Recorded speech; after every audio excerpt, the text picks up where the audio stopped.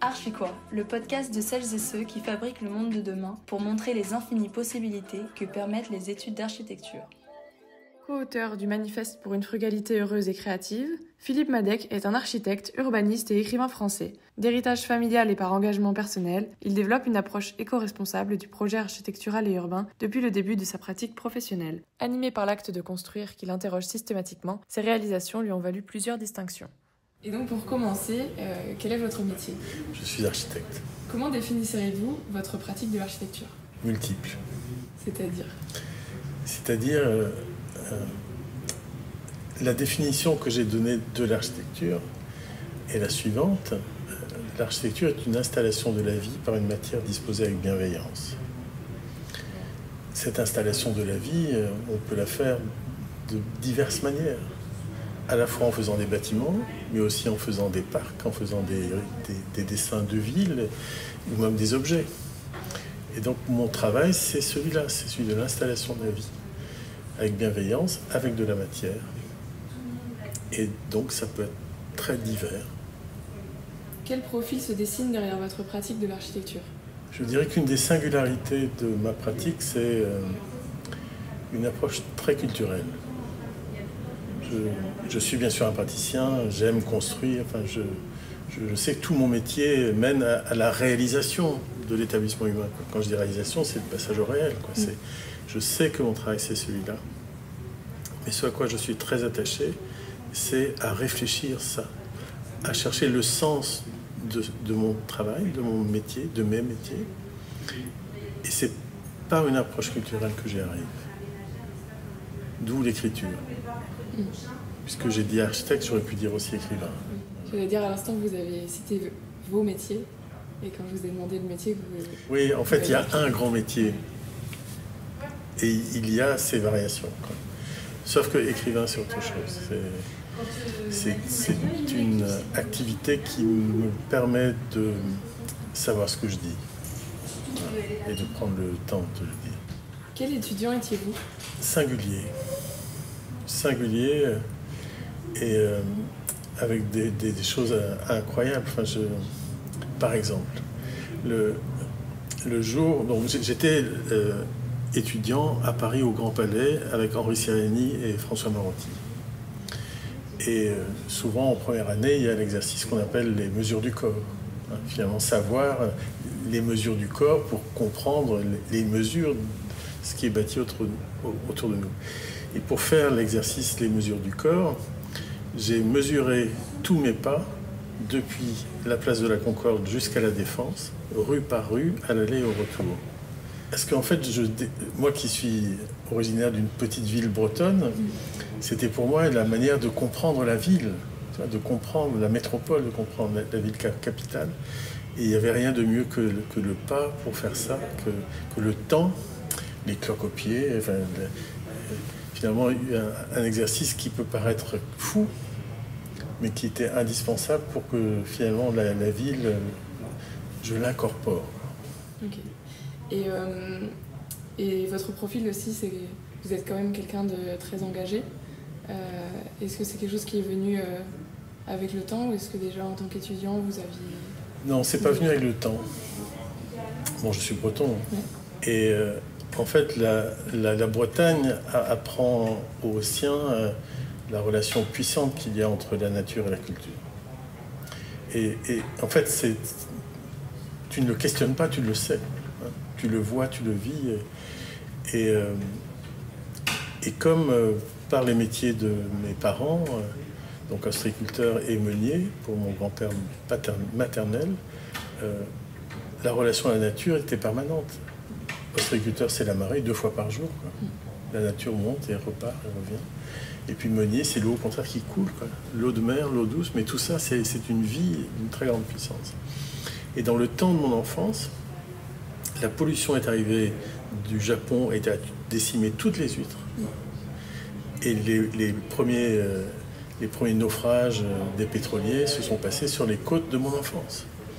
Et ce qui pouvait apparaître très fort, et que dit la Bretagne, c'est cette puissance de la relation nature-culture, est apparu fragile. Alors je peux te le dire aujourd'hui mieux que j'aurais pu le dire à l'époque, évidemment, mais je l'ai vécu, cette chose-là. Et quand je suis venu faire mes études à Paris, j'ai découvert un monde dont j'ignorais la profondeur et l'intérêt. La ville, l'urbain, le modernisme. Et Ciriani m'a apporté ça. Et je lui en suis très reconnaissant. Sauf qu'à la fin de mes études, j'étais incapable de faire la somme entre ce que Ciriani m'avait appris et ce que la Bretagne m'avait appris. Et donc pendant 7 ans, j'ai voyagé jusqu'à ce que je trouve les outils pour faire l'architecture que je voulais faire. Je voulais cette architecture qui fasse le lien entre la nature et la culture. Et c'est quand j'ai rencontré Kenneth Frampton à New York, l'année où il a publié le régionalisme critique, que tout s'est débloqué. Okay. Donc voilà, je suis engagé par héritage et ensuite par volonté de faire une architecture qui n'est pas du tout celle du modernisme, dont je suis pourtant un héritier. Je ne jette pas les modernes comme ça. Je sais ce que je garde des modernes et je sais ce que je ne peux pas garder des modernes. Quel a été votre parcours et quels obstacles avez-vous pu rencontrer sur ce parcours, justement ? Quand je suis revenu des États-Unis, donc c'est en 85, et que j'ai cherché à enseigner, parce que je n'avais pas pratiqué pendant cette année après mes études, et j'ai fait de la recherche, j'ai écrit, et donc en rentrant, je voulais enseigner ce que j'avais compris, ce que j'aimais.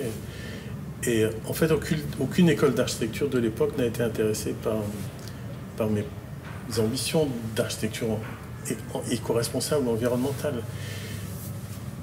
Et donc, aucune école d'archi.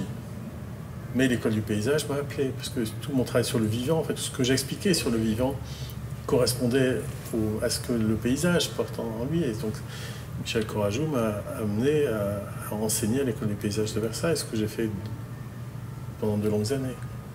Après, du point de vue professionnel, les années 90, il n'y a pas grand monde qui s'intéressait à la question environnementale, quoi. C'est même un euphémisme de le dire.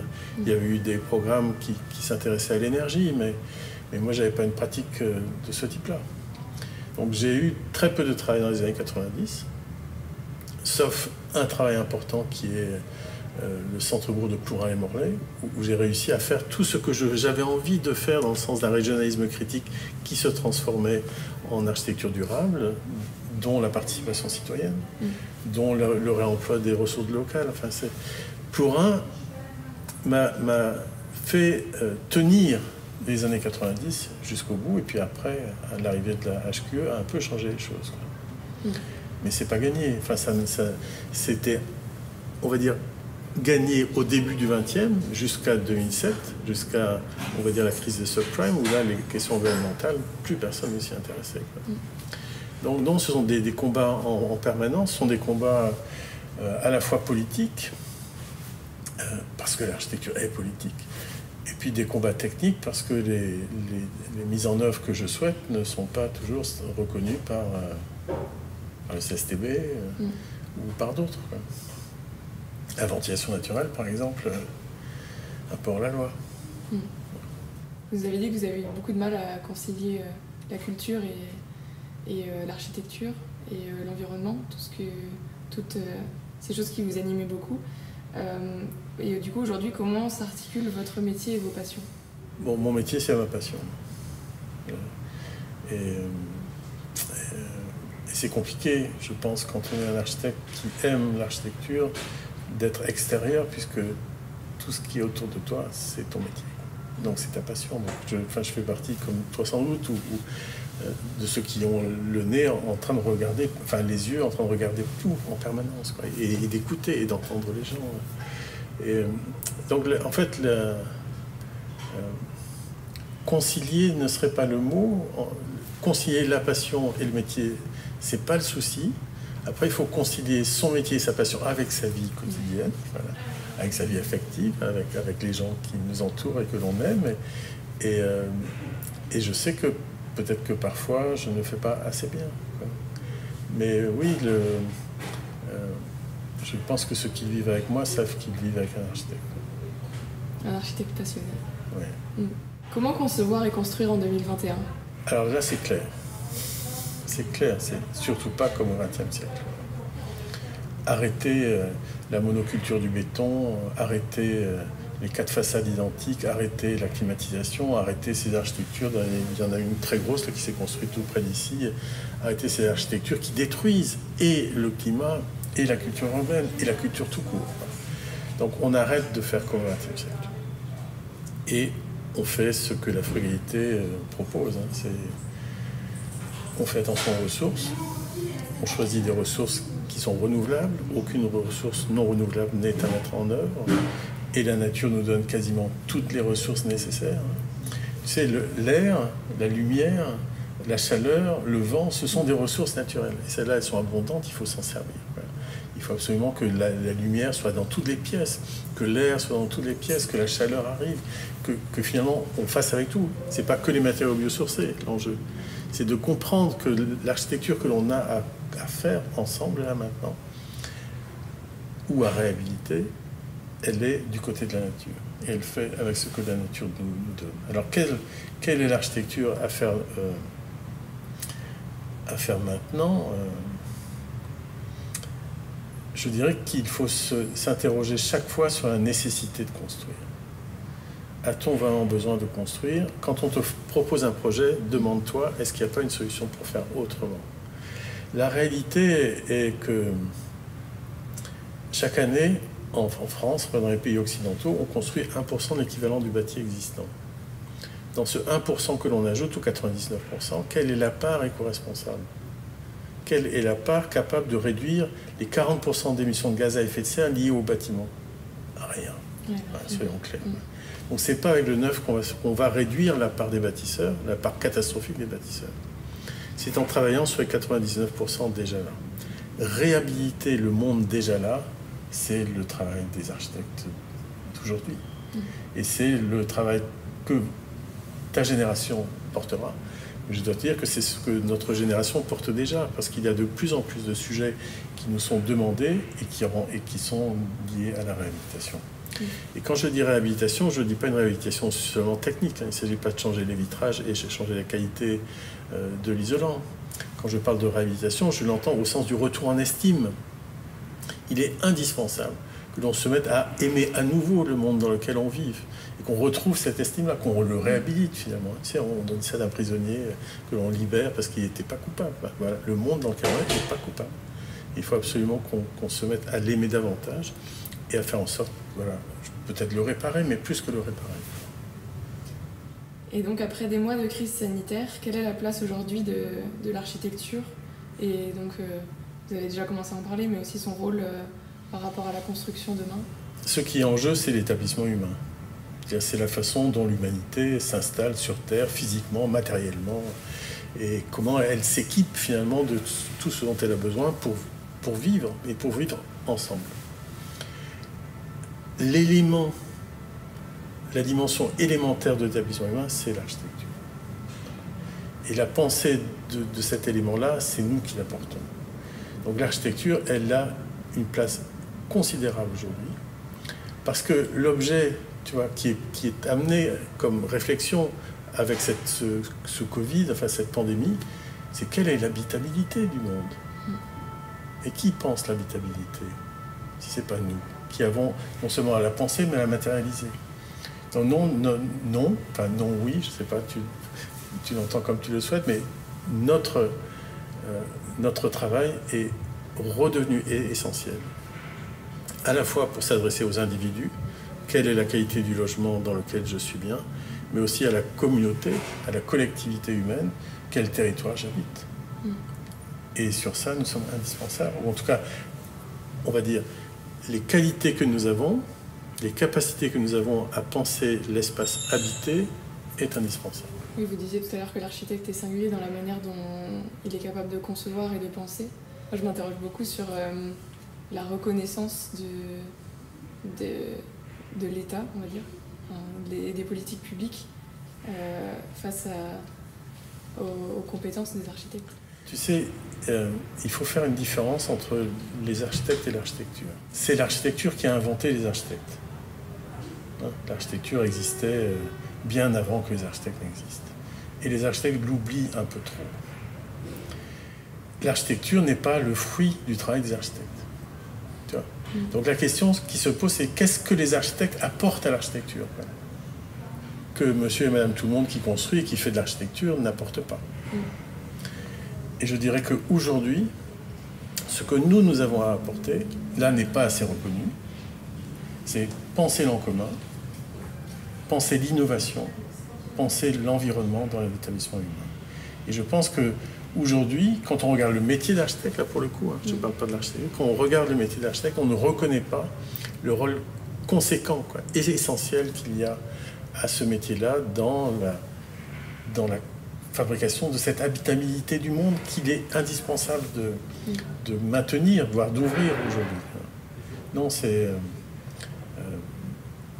et quand je dis reconnaissance, je ne dis pas waouh, comme c'est beau, quoi.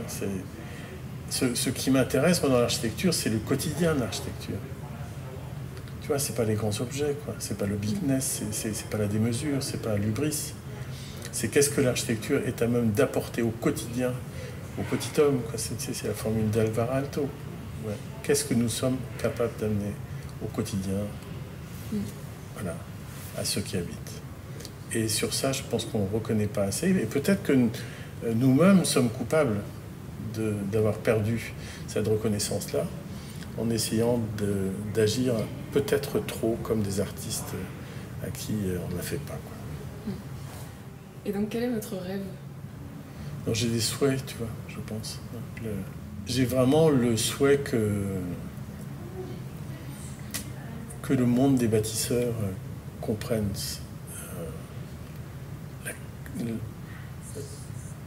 sa responsabilité dans la situation actuelle. Vraiment. Je pense qu'il est indispensable que l'ensemble des acteurs, donc architectes, ingénieurs, urbanistes, aménageurs, promoteurs, artisans, que tous ces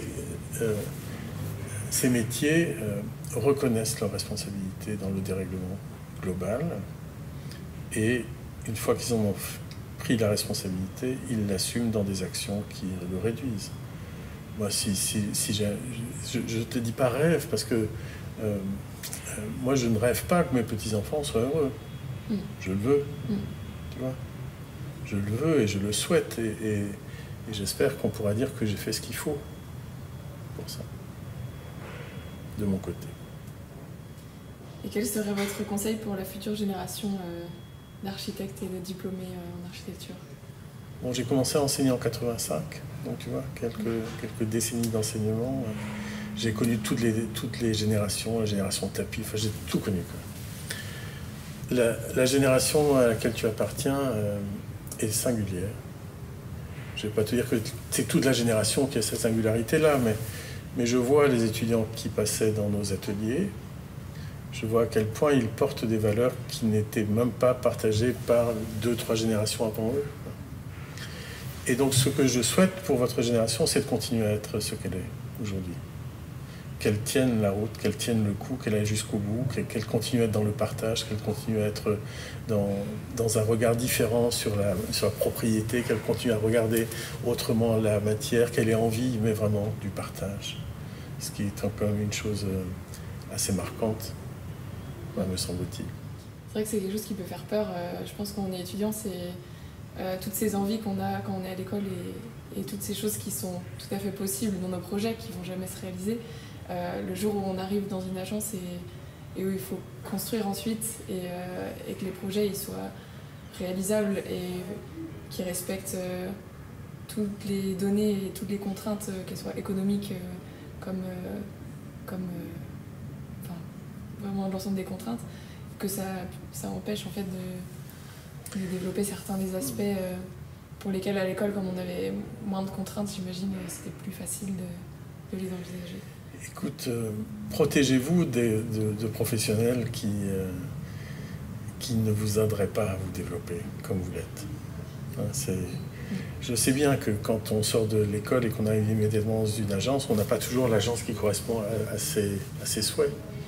Mais regarde bien aussi à quel point votre génération est capable de produire des collectifs. C'est-à-dire une façon de mettre ensemble ce qui est partagé et comment ces collectifs réinventent toute l'histoire, quoi. Ces collectifs sont capables aujourd'hui de réinventer la commande, de réinventer la maîtrise d'œuvre, de réinventer le travail. Parce que ces architectes se retrouvent à la fois maîtres d'œuvre, maîtres d'ouvrage, artisans. Ils réinventent une façon d'agir. Je pense que l'innovation, vous pouvez aussi la trouver dans ce sens-là. Et après, la question de l'argent et du budget est une question essentielle et c'est pas une catastrophe, c'est un vrai enjeu.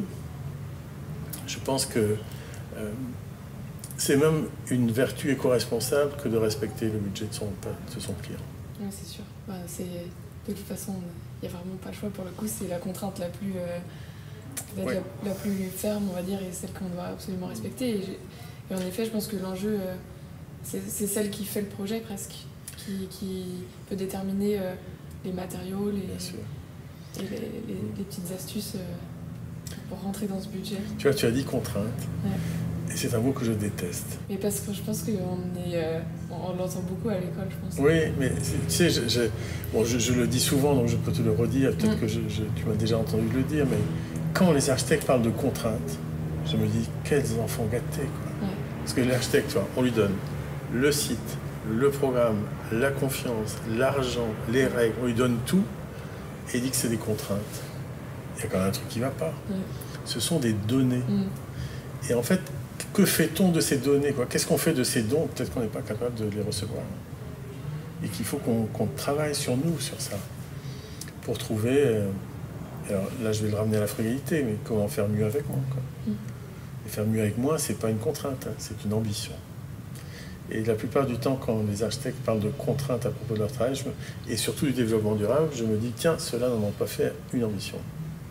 Et je le crois vraiment, quoi. Et puis ça ramène à la discussion qu'on avait à l'origine sur la question de la philosophie et de la manière de penser aussi des architectes. Je pense que cette manière de voir les contraintes ou les données, c'est aussi la manière dont l'architecte se positionne par rapport au projet et le rôle qu'il prend. Oui, certainement. Oui, il faut être dans son monde, et dans le monde et l'aimer. Enfin, ça revient à la bienveillance et à la réhabilitation du monde déjà là, et au fait que ce déjà là, c'est peut-être la chose la plus importante. Et que nous soyons à même d'y travailler, ça c'est incroyable, quoi. Tu te rends compte? On matérialise l'établissement humain. C'est beau. C'est pas mal, non? Ouais. Et sauf peut-être que les gens ne le voient pas. Mais ça, c'est une responsabilité que nous avons de ne pas être capable de le faire comprendre. Merci beaucoup en tout cas pour le temps que vous nous avez accordé pour ce podcast. Et je t'en prie, avec joie.